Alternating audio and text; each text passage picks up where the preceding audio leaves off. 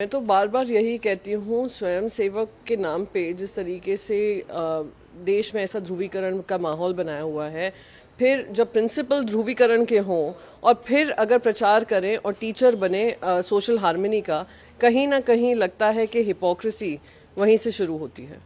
Ma'am, महंगाई देश भर में बढ़ने लगी है। पेट्रोल, डीजल और घरेलू गैस की भी कीमतें बढ़ा दी गई है, उसको लेकर तो अब देखिए, चुनाव खत्म, प्रचार खत्म, एजेंडा पूरा हो गया है। तो अब जो जनता को डिस्काउंट्स मिल रहे थे फ्यूल प्राइसेस पे, वो वापस ले लिया गया है। तो ये सरकार का रवैया दिखाता है कि इतनी अहंकार से भरी है कि महंगाई चरम सीमा पर है, जनता की पॉकेट पे वैसे ही मार है, बेरोजगारी बढ़ती जा रही है और आप लोग उन पे और चोट लगाए जा रहे हो।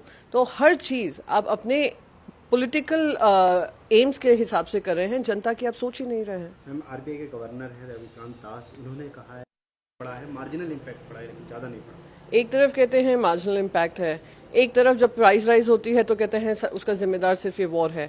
तो कहीं ना कहीं जो कोऑर्डिनेशन होना चाहिए आरबीआई में और सेंट्रल गवर्नमेंट में, वो क्लियरली मिसिंग है।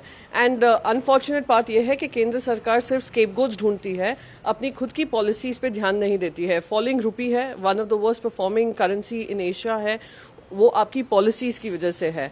आपको जो क्रूड ऑयल की अब आप बात कर रहे हैं और प्राइसेस बढ़ा रहे हैं, आप डीप डिस्काउंट्स भी रशिया से ले रहे हैं। आप दूसरी तरफ जब 180 रुपए डॉलर का हो गया था पर बैरल, तभी भी आपने महंगाई नहीं बढ़ाई, उस समय पे प्राइसेस नहीं बढ़ाए, क्योंकि उस समय पे चुनाव चल रहे थे। डीरेगुलेशन की बात करते हैं पर पूरी तरीके से अपने पॉलिटिकल रीजंस की वजह से उसको रेगुलेट करते हैं। मैम, निर्मला सीतारमन ने कहा है कि 10 सालों में हमने जीरो परचेज की है डिफेंस सेक्टर में। वहां पर इतना झूठ और सफेद झूठ बोलना आदत बन चुकी है और कोई भी इनको चैलेंज करे उनको एंटी नेशनल कह दिया जाता है।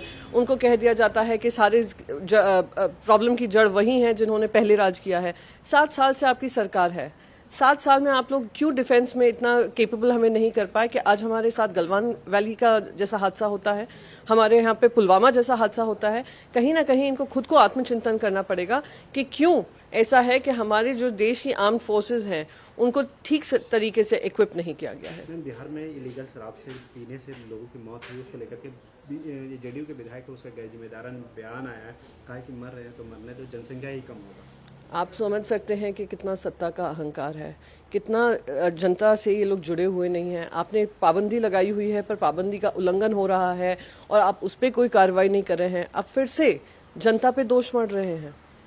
मैम, तेलंगाना के मुख्यमंत्री, उन्होंने कश्मीर फाइल को लेकर के कहा है कि जो लोग कहते थे कि शिवाजी के नाम पे कोई राजनीति कर रहा है, अब ये लोग क्या कर रहे हैं?